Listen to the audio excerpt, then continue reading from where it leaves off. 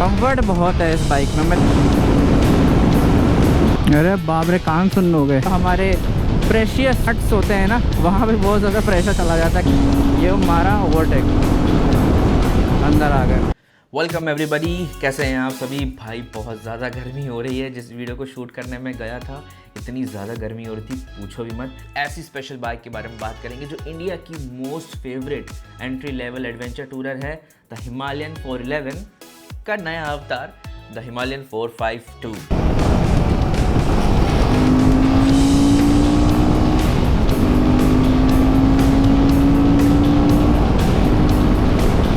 इस बाइक का हमने फर्स्ट राइड रिव्यू बना दिया था, अगर आपने नहीं देखा तो यहाँ पे लिंक आ रहा होगा, आप जाके देख सकते हो। आज हम बात करेंगे कि इसका टूरिंग रिव्यू कैसा है। आज अपने एक्सटेंसिव टूरिंग रिव्यू से मैं आपको बताऊंगा कि ये बाइक कैसी है एंड क्या आपको ये बाइक लेनी चाहिए या किन लोगों को ये बाइक लेनी चाहिए। तो टू द पॉइंट हम बात करेंगे, ज़्यादा फालतू बातें इस चैनल पर होती नहीं है, सीधा आपके काम की बात होगी। तो चलिए आज के इस वीडियो का आगाज़ करते हैं। ना ऐसी और वीडियोज़ देखने के लिए नीचे सब्सक्राइब बटन है, प्लीज़ जाके दबा दीजिए, हमारी काफ़ी हेल्प हो जाएगी। एक बात माननी पड़ेगी गाइस, कंफर्ट बहुत है इस बाइक में। मतलब कंफर्ट के मामले में इसको मैं 10 में से 11 नंबर दूंगा। इतना कंफर्टेबल बाइक है। जो सस्पेंशन का जो ट्रैवल है वो इतना बढ़िया आपको फीडबैक देगा और इतना अच्छा आपको वो देगा, प्ले देगा कि आपको दर्द होगा ही नहीं। मतलब मुझे लगता है टैंक टू टैंक तो आराम से चल लोगे आप, दर्द होगा ही नहीं आपको। और एन एवरेज आपको इसमें से 400 की रेंज तो मिल ही जाएगी आराम से। 400 किलोमीटर तो बहुत होता है यार। 400 किलोमीटर में एक ब्रेक ले लिया बहुत है। बहुत कंफर्टेबली मुझे लगता है आराम से 400 किलोमीटर चल जाएगी ये बाइक। ये है it's a typical Royal Enfield, so vibrations are there, but कोई बात नहीं, वो इग्नोर किए जा सकते हैं। वो इतने ज़्यादा डोमिनेंट नहीं है। हाँ, जब आप 120 के ऊपर जाना शुरू करोगे तब आपको वाइब्रेशंस थोड़ा सा फील होंगे, बट 130 आते आते सेटल हो जाएंगे। एक चीज़ जैसे मैंने पिछले वीडियो में बताई थी कि जितने भी 5 फीट 5 वाले लड़के हैं या लड़कियां हैं, उनको तो ऐसी कोई प्रॉब्लम नहीं है। अगर आपको मैक्सिमम कंफर्ट चाहिए तो आप एक हैंडल बार राइज़र लगा लेना, क्योंकि अगर आपके हाथ की लेंथ छोटी है, क्योंकि देखो हाइट 5'5" हो, बट ज़रूरी नहीं है कि सबका बॉडी प्रोपोर्शन एक जैसे ही हो।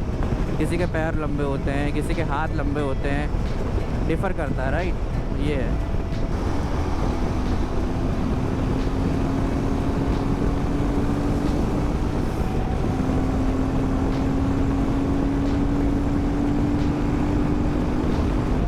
टूरिंग में 3 चीज़ें मुझे लगता है सबसे ज़्यादा इम्पोर्टेंट होती हैं।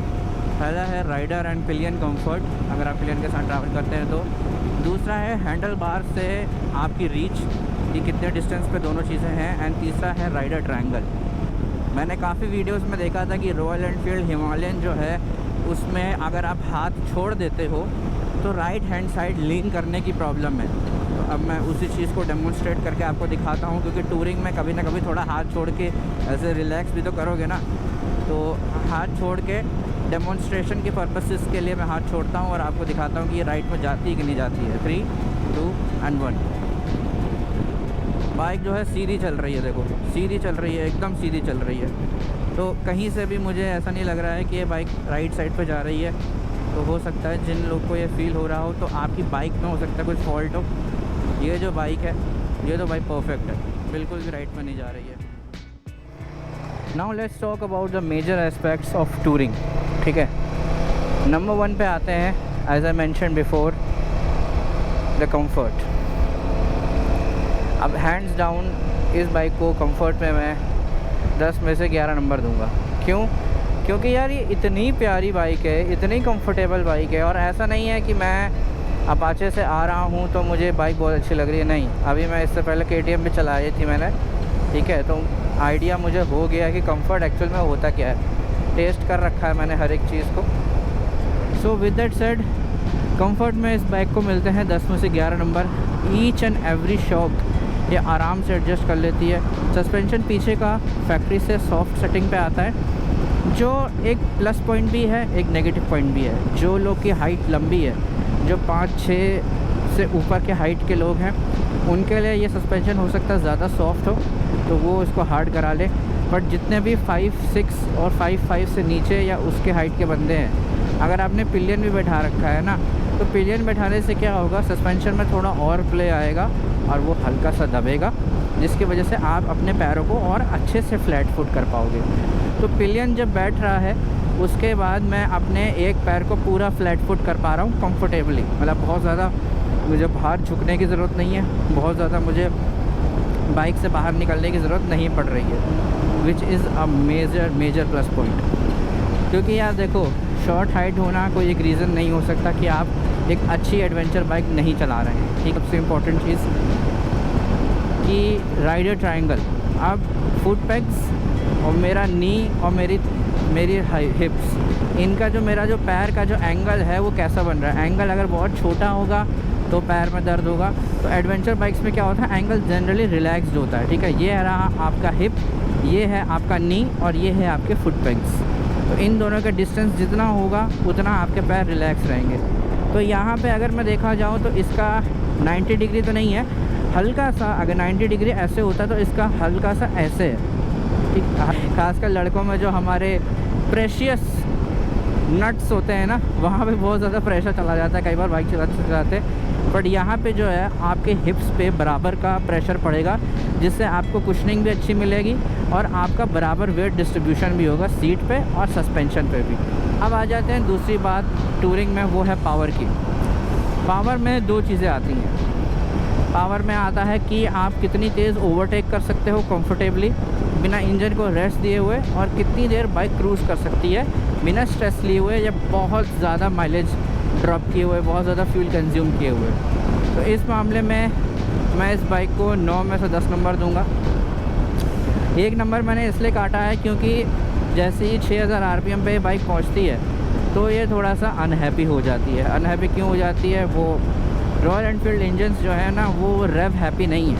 उनको ये है कि आप आराम से बस क्रूज़ करते चले जाओ, आराम से अपना घूमो, मज़े करो, टाइम से सर्विस कराते रहो, बस। ये वाली चीज़ है रॉयल एनफील्ड के इंजन्स के साथ। मैं बात कर रहा था पिकअप की, तो अभी मैं 3rd गियर पे हूँ एंड मुझे पिकअप लेना है, तो इंस्टेंट 3000 RPM पे आपको इंस्टेंट पावर मिलेगी। देखो मैं आपको डेमोन्स्ट्रेट करता हूँ, 3, 2, 1, ये देखो इंस्टेंट पावर आपको मिलती है। इंस्टेंट पावर आपको मिलेगी और एकदम मज़ा आ जाएगा। ओवरटेक करना बहुत ज़्यादा इजी।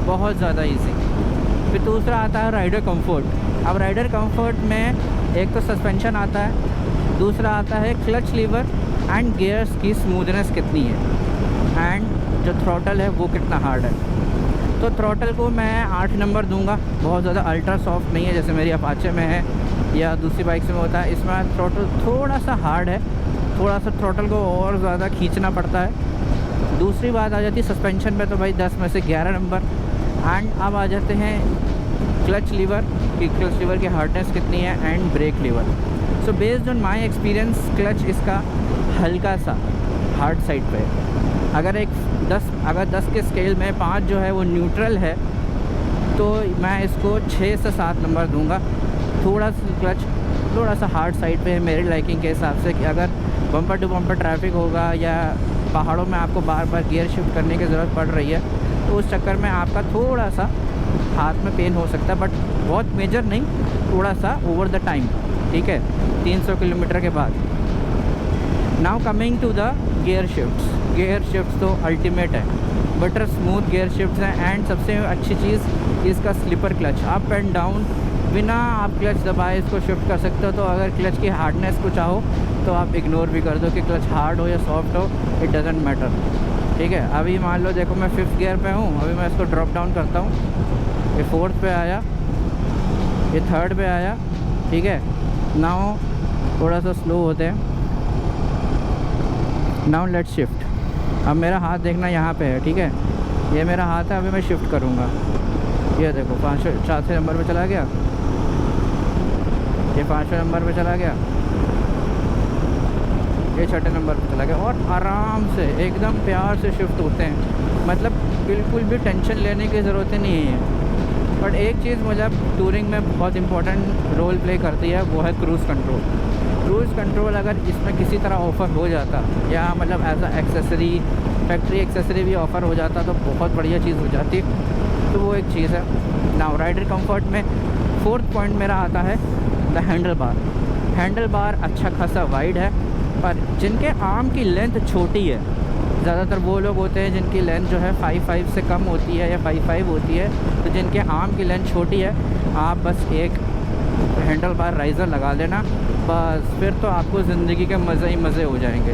ठीक है, तो ये था मेरा एक छोटा सा touring review based on my experience. अगर आपको ये वीडियो पसंद आता है देन प्लीज़ लाइक ज़रूर कर देना, एंड मुझे कमेंट करके बताना कि क्या आप बुक कर रहे हो इस बाइक को कि नहीं कर रहे हो, और अगर कर रहे हो या नहीं भी कर रहे हो तो इसमें ऐसी कौन सी चीज़ है जो आपको सबसे ज़्यादा पसंद आई। तो ओवरटेक करना है, ये हमारा ओवरटेक अंदर आ गया, मतलब ब्यूटीफुल तरीके से ओवरटेक होता है। And big thank you to Royal Enfield Chinhat ये बाइक प्रोवाइड करने के लिए। अगर आपको ये बाइक लेनी है या इससे रिलेटेड कोई भी इंफॉर्मेशन चाहिए तो डिस्क्रिप्शन में दिए हुए नंबर से आप कांटेक्ट कर सकते हैं, एंड शोरूम भी डायरेक्ट विज़िट कर सकते हैं।